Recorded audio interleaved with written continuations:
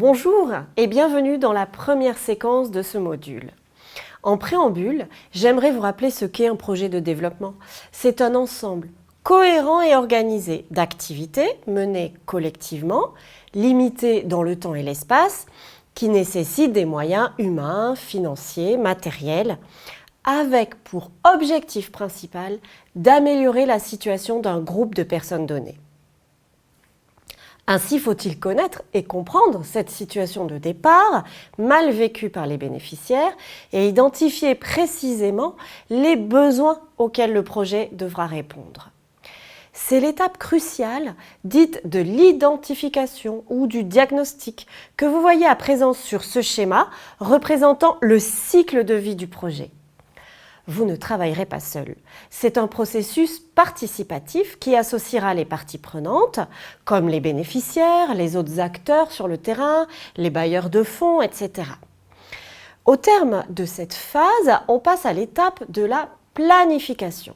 Il s'agit de la partie très concrète de votre projet, lors de laquelle vous allez définir la stratégie d'intervention, les activités à réaliser, les moyens et le temps nécessaires à sa mise en œuvre. N'ayez pas peur, il existe des outils standards pour vous aider à réaliser au mieux ces deux premières étapes. L'arbre à problème, l'arbre à objectif et le cadre logique seront vos alliés. Vous pouvez en être certain. Bien réaliser, ces étapes vont accroître la pertinence de votre projet et permettre une gestion de celui-ci axée sur les résultats. En avant pour la présentation de vos nouveaux outils de travail.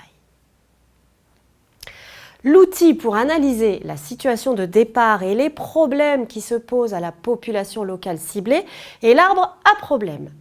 Pour construire cet arbre, vous devrez vous poser les questions suivantes.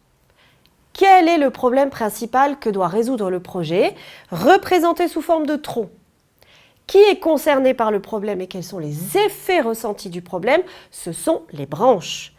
Quelles sont les causes qui sont à l'origine du problème? Ce sont les racines. Comme nous l'avons dit, pas d'inquiétude. Vous ne ferez pas ce travail tout seul. En tant que chef de projet, vous réunirez les représentants de chaque partie prenante lors d'ateliers de travail dirigés par un modérateur neutre, son rôle étant uniquement méthodologique. Le problème majeur sera alors noté par les participants sur un tableau, par exemple, faible disponibilité alimentaire. Le groupe identifiera ensuite les relations de cause à effet, inscrites sur des post-it collés au tableau, et l'arbre sera ainsi élaboré. Après avoir identifié le problème à résoudre, l'analyse des solutions peut effectivement débuter et se faire grâce à l'outil jumeau de l'arbre à problème, l'arbre à objectif. Pour cela, vous allez reformuler l'état négatif du problème central en état positif souhaité. Si par exemple le problème central était pénurie d'eau potable, la solution visée sera amélioration de l'accès à l'eau potable. Et on fera la même chose pour les causes et les conséquences du problème. L'arbre à problème devient ainsi un arbre à solution permettant de décrire la situation future souhaitée à la fin du projet. C'est magique!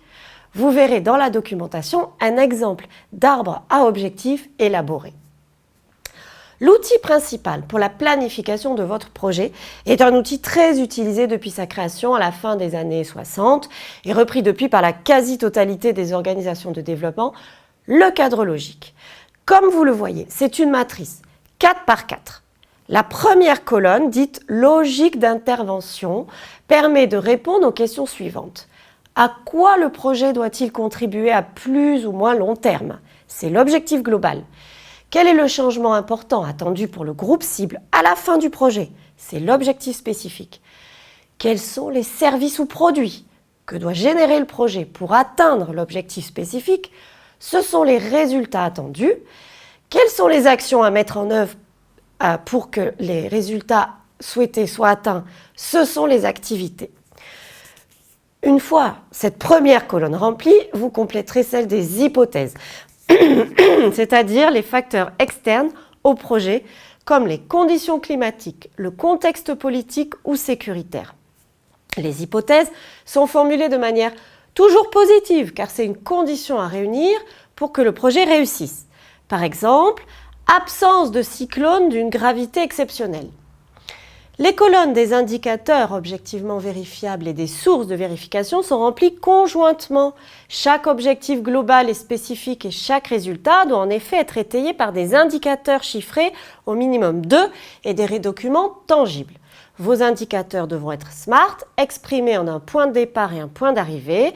Par exemple, le nombre de litres d'eau potable disponible par personne et par jour, qui passe de 5 à 8 d'ici la fin du projet. Ainsi, vous pourrez bien suivre l'évolution du projet et prouver sa réussite à la fin de son exécution.